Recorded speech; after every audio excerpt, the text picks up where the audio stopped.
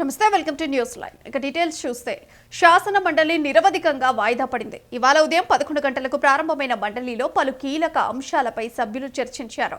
ఈ నేపథ్యంలో మున్సిపల్ సవరణ బిల్లును ఆమోదించారు. అనంతరం సాయంత్రం 5 గంటల తర్వాత సభను స్పీకర్ గుత్తా సుఖేందర్ రెడ్డి నిరవధికంగా వాయిదా వేశారు. కాగా ఈ శీతాకాల సమావేశాల్లోనే మరో కీలక నిర్ణయం తీసుకున్నారు. తెలంగాణ గీత రచయిత అందశ్రీ కుమారుడికి అసిస్టెంట్ ప్రొఫెసర్ ఉద్యోగం ఇస్తూ ప్రభుత్వం ప్రవేశపెట్టిన బిల్లును శాసన మండలి పాస్ చేసింది. డిప్యూటీ సీఎం మల్లు విక్రమార్క ఈ బిల్లును మండలిలో ప్రవేశపెట్టగా సభ్యులంతా ఆమోదం తెలిపారు. రాష్ట్ర ప్రజల కోసం చేసిన అందశ్రీ సేవలను ప్రభుత్వం గుర్తించిందని డిప్యూటీ సీఎం బట్టి విక్రమార్క పేర్కొన్నారు. ఈ సమావేశంలోనే ఎమ్మెల్సీ కవిత చివరి ప్రసంగం సైతం చేశారు. రాజీనామాను ఆమోదించాలని స్పీకర్కు విజ్ఞప్తి చేశారు.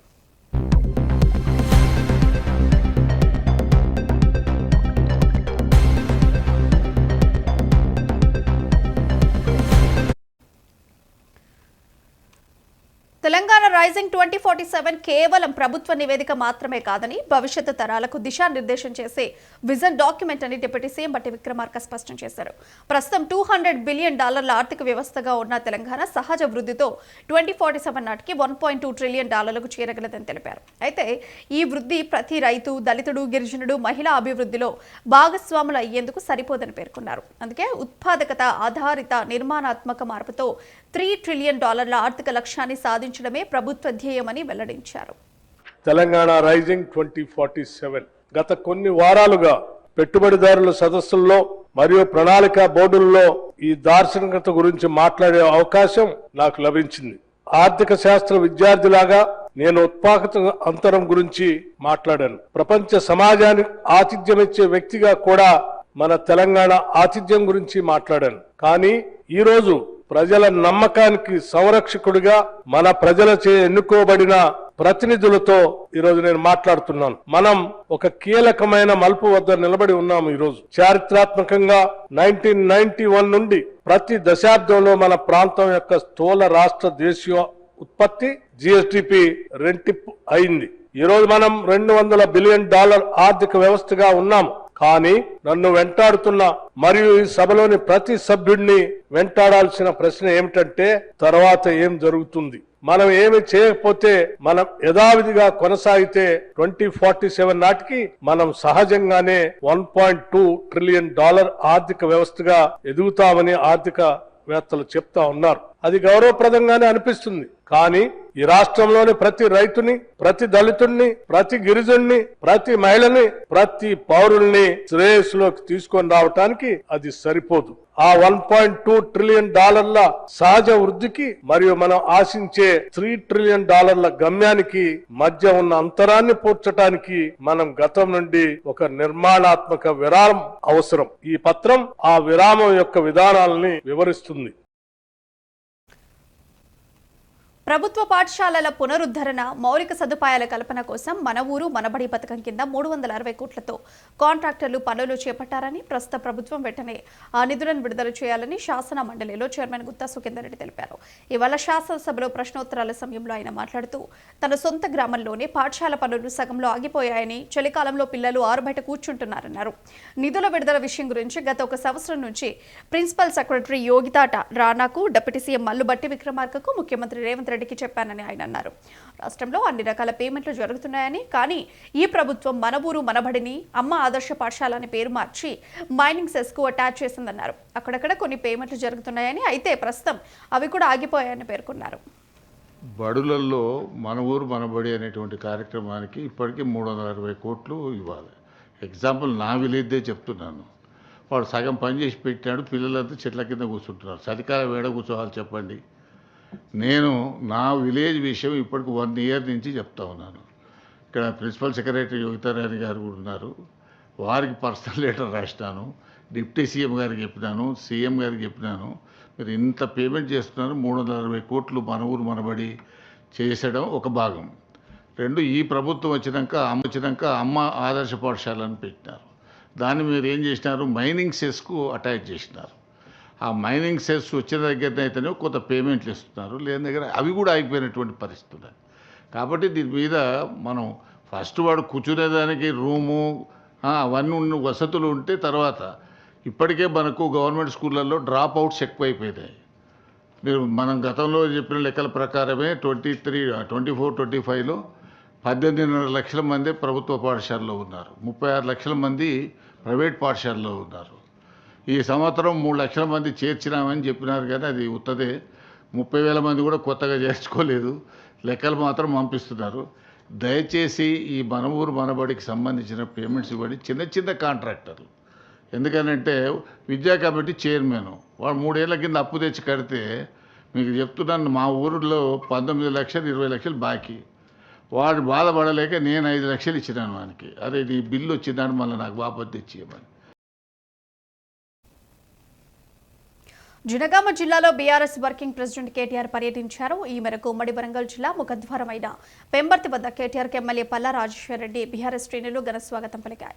అనంతరం పంచాయతీ ఎన్నికల్లో గెలిచిన బీఆర్ఎస్ సర్పంచులను కేటీఆర్ సన్మానించారు. అలాగే బీఆర్ఎస్ పార్టీ శ్రేణులకు దిశానిర్దేశం చేశారు. ఈ సందర్భంగా ఆయన మాట్లాడుతూ, కేసీఆర్ కాళ్ళు చెప్పుకున్న దుమ్ముకు కూడా Revanth Reddy సరిపోడన్నారు.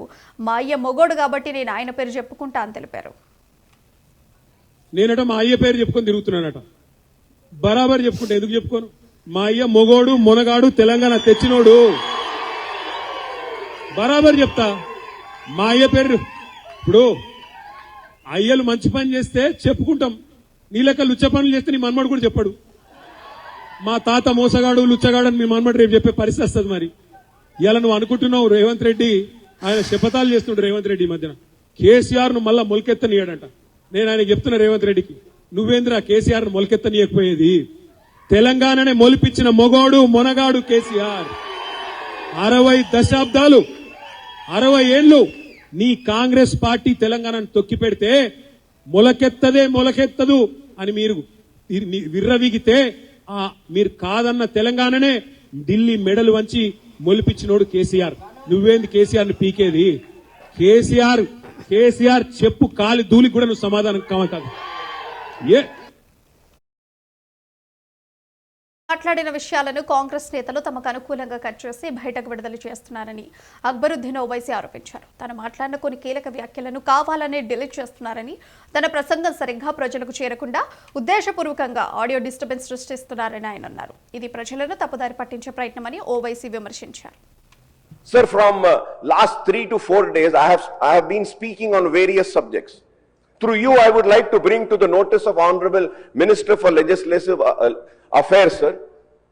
Sir, selectively, the video and my speech which is released, few points are getting deleted from it and getting it released outside.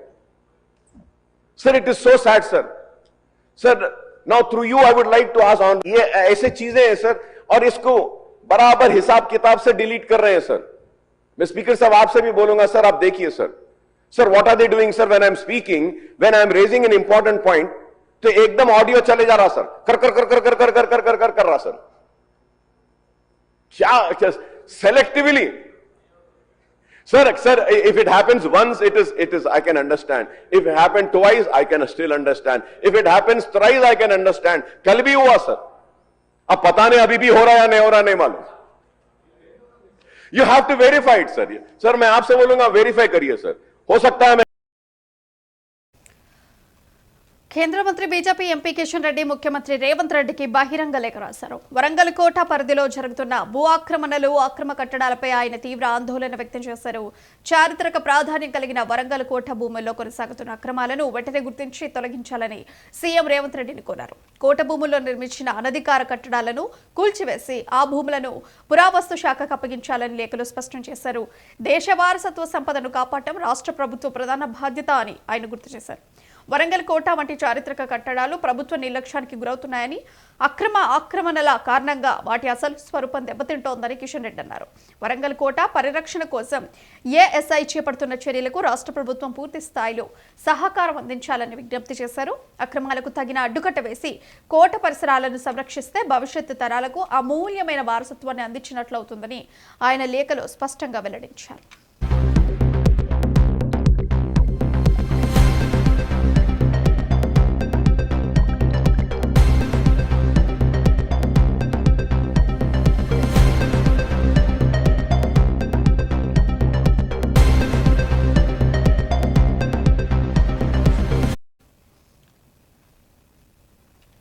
ప్రతి ఒక్కరూ మేడారం జాతరకు రావాలని మంత్రి సీతక్క అన్నారు. ఆసియా ఖండంలోనే మహాకుంభమేళా తరహాలో జరిగే సమ్మక్క సారక్క జాతరకు ప్రతి ఒక్కరు రావాలని సీతక్క కోరారు.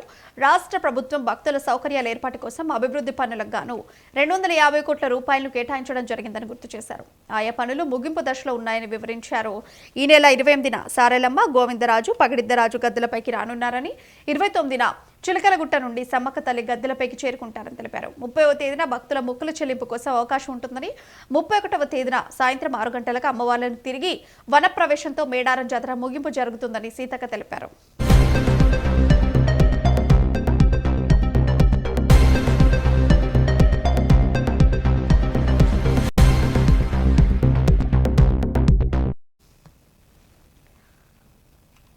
రాబోయే తరాలకు ఒక క్లీన్ ఎన్విరాన్మెంట్ ను అందించడమే లక్ష్యంగా రేవంత్ రెడ్డి ప్రభుత్వం హెల్త్ పాలసీకి శ్రీకారం చుట్టిందని మంత్రి శ్రీధర్ బాబు అన్నారు. ఇవాళ అసెంబ్లీ సమావేశంలో మంత్రి శ్రీధర్ బాబు హెల్త్ పాలసీపై మాట్లాడారు. చాలా మంది హెల్త్ పాలసీని కేవలం పారిశ్రామిక ప్రాంతాలను నివాస ప్రాంతాలుగా మార్చే ఒక సాదాసీదా ల్యాండ్ ట్రాన్స్ఫర్మేషన్ ప్రక్రియగా చూస్తున్నారన్నారు.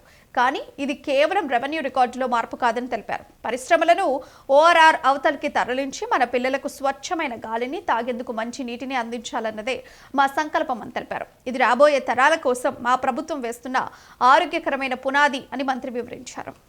ఏం మతలబు ఉందని అడిగేవారికి అసలు మీరు అడిగే మా మిత్రులు అడుగుతా ఉన్నాం, అసలు మీరు ఏ నైతికతో మమ్మల్ని అడుగుతా ఉన్నారు?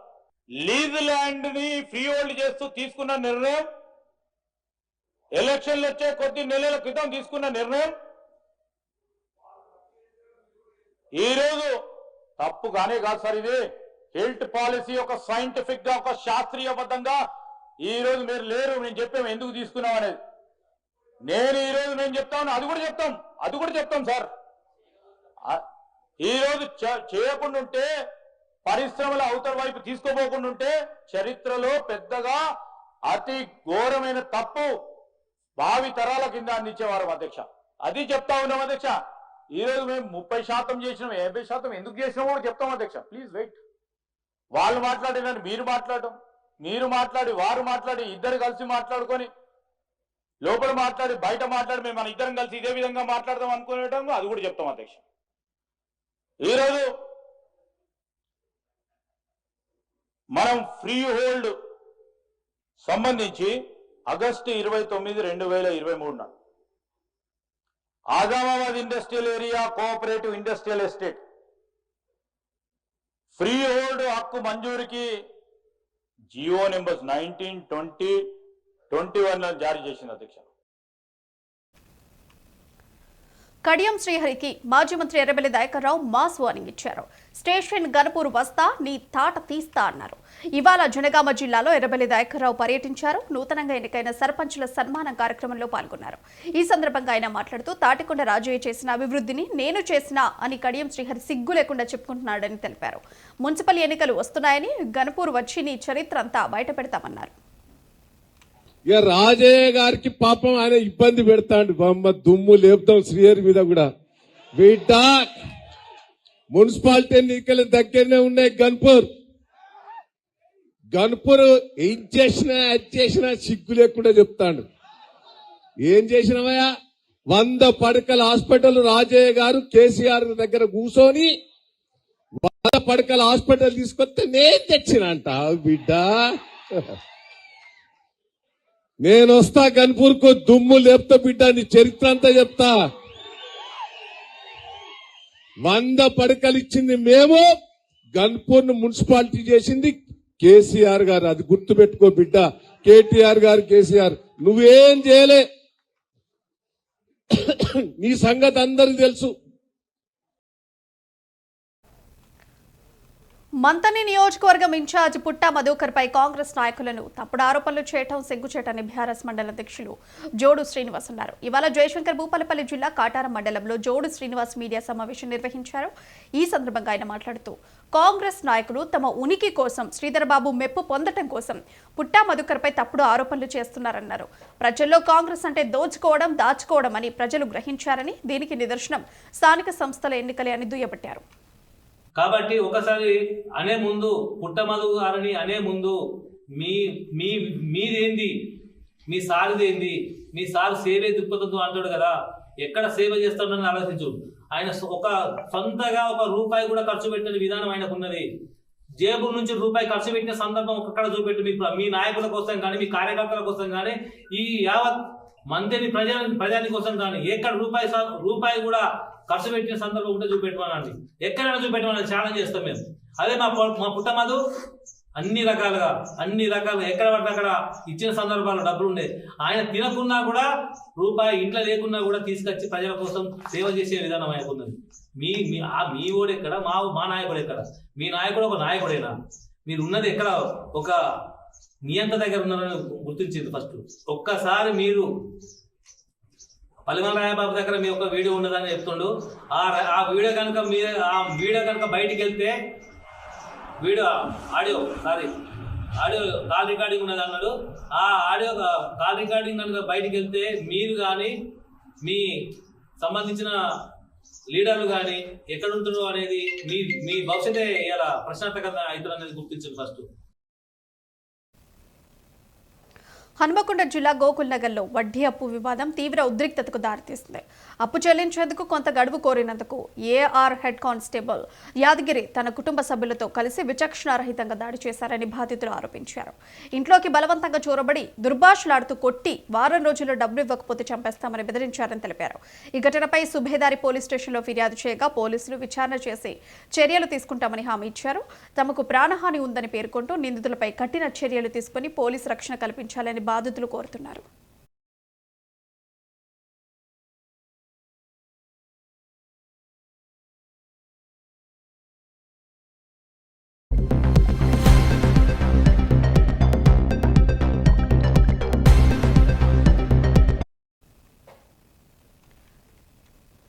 సంగారెడ్డి జిల్లా గడ్డపోతారం అల్లినగరు గ్రామం సర్వే నెంబర్ 27తో పాటు కాజిపల్లి పరిధిలోని పలు సర్వే నెంబర్లలో అక్రమ నిర్మాణాలు జరుగుతున్నాయన్న ఆరోపణలు తీవ్ర దుమారం రేపుతున్నాయి.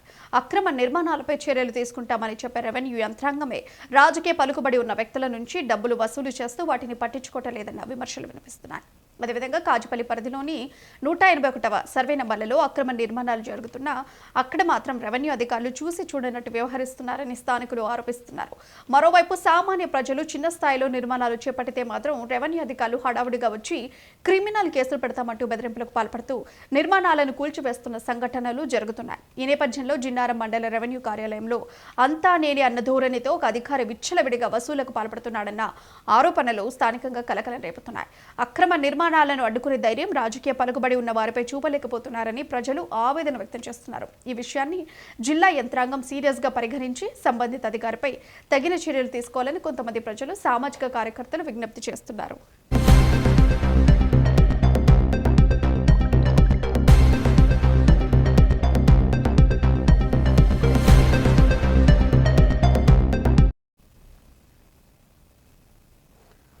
That's all for now. చూస్తూనే ఉండండి న్యూస్ లైన్.